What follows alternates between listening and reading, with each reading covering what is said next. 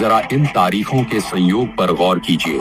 28 फरवरी 2026 भीषण युद्ध का आगाज होता है। 7 अप्रैल 2026 ईरान को विनाश की अंतिम चेतावनी दी जाती है। 8 अप्रैल 2026 अचानक बिना किसी पूर्व संकेत के युद्ध विराम सीज फायर लागू हो जाता है। 10 अप्रैल 2026 शांति वार्ता की मेज सजती है। 1 मई 2026 युद्ध समाप्त होने की खबर आई। अब सवाल उठता है, आखिर ऐसा क्या हुआ कि अचानक विनाश का बढ़ता हुआ पंजा पीछे खींच गया। इसका सुराग मिलता है भारत की पावन धरती से, जिस दिन युद्ध छिड़ा यानी 28 फरवरी को। उसी दिन जगत गुरु तत्वदर्शी संत रामपाल जी महाराज ने 1, 2 और 3 मई 2026 के लिए विश्व शांति महाधार्मिक अनुष्ठान की घोषणा कर दी थी।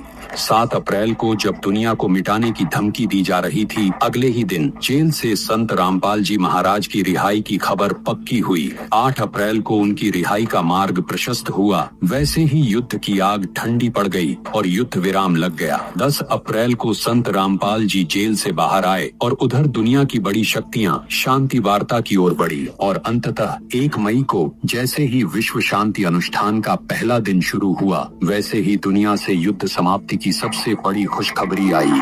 दर्शकों, यह कोई साधारण घटना नहीं है, बल्कि उस शब्द शक्ति का साक्षात प्रमाण है जिसे झुटलाना नामुमकिन है। अब दुनिया के महान विचारकों से एक सीधा सवाल है, क्या कोई साधारण इंसान जेल में बैठकर ऐसी सटीक तारीख तय कर सकता है?